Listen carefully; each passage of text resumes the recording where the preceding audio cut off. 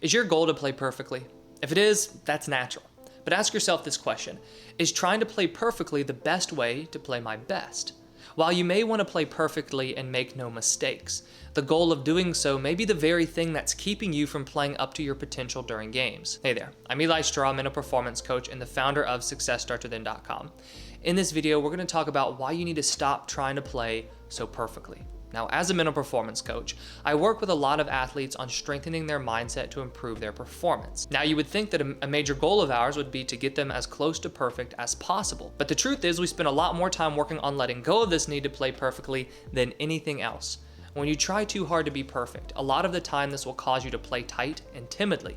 And tight and timid is the opposite of what's needed for peak performance, playing with trust and playing with full confidence.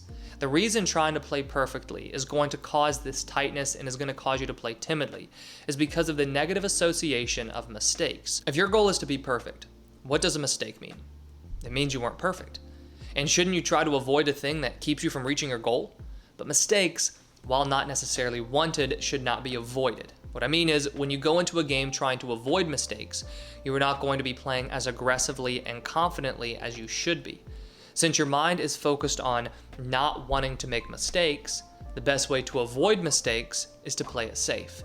An example of this comes from a college pitcher that I've been working with recently. He notices this avoidance creep in after walking one or two batters in a row. After the walks, he grows fearful of walking another batter and further worsening the situation for himself. So what he did in the past was take some off his fastball to try and locate it better.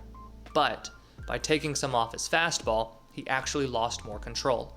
What would result were more balls and more walks.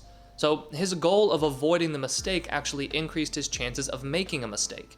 Another way of thinking about the relationship between trying to play perfectly and mistakes is the idea of holding yourself back.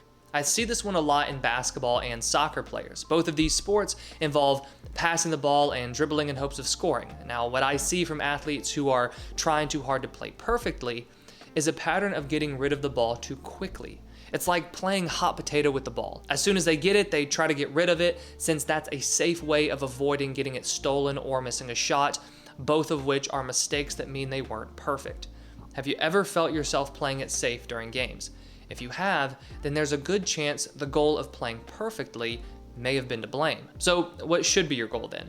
Instead of trying to play perfectly, you want to set yourself the goal of playing your best. Now, I know that those two goals may seem very similar. However, there's a huge difference in the actual way they lead you to play. Trying to be perfect, as we just talked about, leads to you playing it safe and holding yourself back. The goal of playing your best, on the other hand, allows for mistakes. Now, this one frees you to focus on the process of your game instead of trying to avoid messing up. The truth is, mistakes are going to happen.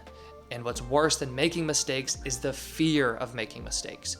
If you learn from mistakes and you can move on from them quickly during a game, then all of a sudden they aren't such a horrible thing to have happen to you. Of course, it'd be great if they didn't happen at all, but there's no use in fearing them. To help keep your attention on playing your best instead of playing perfectly, a great exercise you can do is to reverse engineer a good game. Reverse engineering involves starting with the end result and then backtracking, figuring out what all it takes to get that end result. The end result that you're going to start with is a good game. Then you're going to backtrack and think, what do I need to do well in order to play a good game? What do I need to focus on? What is within my control that will help me play my best? Now, once you reverse engineered a good game, the steps you outlined are what you want to focus on. And remember, your goal is to execute the steps to the best of your abilities, not perfectly. By giving your attention to the steps, also known as the process of your performance, you are putting yourself in the best position to succeed without having to focus on trying to play too perfectly.